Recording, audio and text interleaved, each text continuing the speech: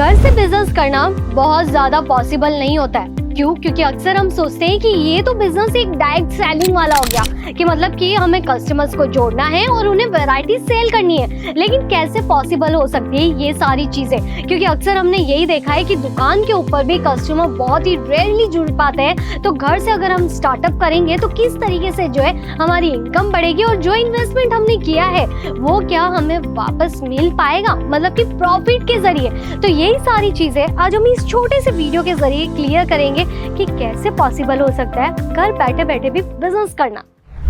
देखिए, घर बैठे बैठे महिलाएं अक्सर सोच रही होती है कि भाई क्या हम भी कुछ कर सकते हैं, क्या हमें भी रोज क्या सुबह शाम सिर्फ रोटियां ही बनानी होती है, या फिर हम भी कभी कुछ अपना कमा पाएंगे। तो चलिए मैं उन्हें ये बताना चाहती हूँ, अगर आपको स्टिचिंग करने आती है तो आप हर बार ये सुनते हैं कि स्टिचिंग करते करते भी आप बिजनेस कर सकते हैं। लेकिन कभी आपने ये सोचा है कि हाँ, स्टिचिंग करनी आती है, आप कमा सकते हैं, लेकिन सिलाई करने के साथ साथ हम कैसे कस्टमर्स को जोड़े?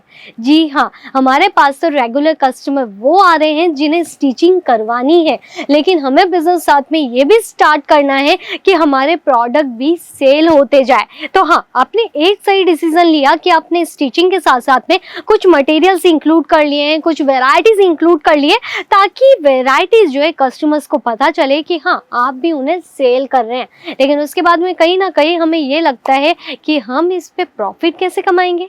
जी हाँ, आपकी ये जो सोचना है, ये जो समझना है, वो सारी चीज़ें एकदम क्लियर है, क्योंकि ये सारी मुश्किलें हर बार इस कपड़े बिजनेस के अंदर आती ही है।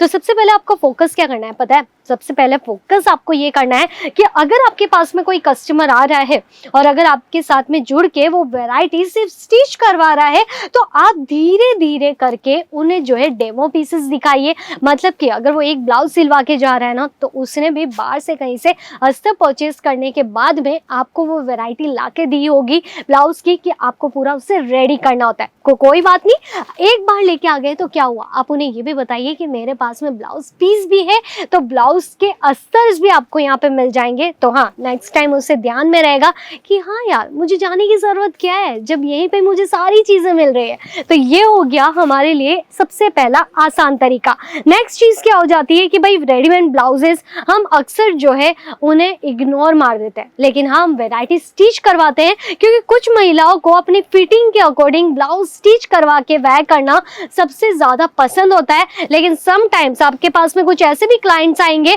जिनके पास में टाइम नहीं है कि वो वैरायटीज जो है स्टिच करवा के फिर उन्हें जो है कैरी कर पाए। तो इसीलिए आप उन्हें ये भी बताइए कि आपके पास में कुछ ऐसे रेडीमेड ब्लाउजेस भी हैं जिन्हें आप सेल आउट कर रहे हैं ओनली फॉर 75 रुपीज की स्टार्टिंग प्राइस से। मतलब कि उनकी प्राइस अगर आप बाद में 300 रुपए 400 रुपए के हिसाब से भी सेल आउट कर रहे हैं ना, तो भी वो आपको कुछ नहीं कहेंगे। क्यों? क्योंकि आप जो है उन्हें क्वालिटी दे रहे हैं, आप उन्हें वेल फिनिशिंग दे रहे हैं, ट्रेंडी वेराइटीज जो है उन तक आप पहुंचा रहे हैं। तो ये सारे बेनिफिट्स के बारे में आपको भी पता होना बहुत ज्यादा जरूरी है। इसी तरीके से जो है डायरेक्ट बिजनेस किया जाता है, डायरेक्ट सेलिंग आपकी होना स्टार्ट हो जाती है।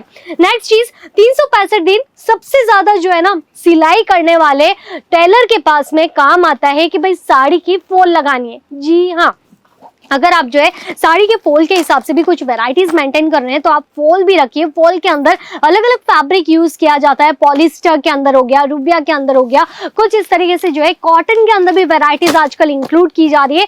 तो इनके भी कलर ऑप्शंस आपके पास में होने बहुत ज्यादा जरूरी है। तो ये होता है एक छोटा सा गारमेंट्स का व्यापार, जिसके अंदर A to Z सारी वेराइटीज हमें मेंटेन करनी होती है, और रोज बरोज आपकी सेल कुछ इस तरीके से हो जाती है, क्योंकि सेट वाइज कलेक्शन जब बिकने स्टार्ट हो जाते हैं ना, तो भाई हमें टेंशन नहीं रहती है कि कितना हमने इन्वेस्टमेंट किया था और कितना हमने प्रॉफिट कमाया है, क्योंकि हम जो प्रॉफिट कमाने वाले हैं वो तो डायरेक्ट वापस से हम व्यापार में लगाने ही वाले हैं। क्योंकि ब्लाउजेस के अंदर इतने पैटर्न्स बनते हैं एक दिन के अंदर, जितने शायद हम डायरेक्टली एक बार में इंक्लूड कर ही नहीं पाएंगे। अभी इन्हीं के साथ में आप ये भी ध्यान दीजिएगा कि भाई पेटीकोट भी जो है बहुत ज़्यादा रिक्वायरमेंट में रहता है। जी हाँ, पेटीकोट की जो वैरायटीज़ रहती है ना, आपको मिल जाती है कुछ इस तरीके से फिट कट कट की डिजाइनिंग के साथ में।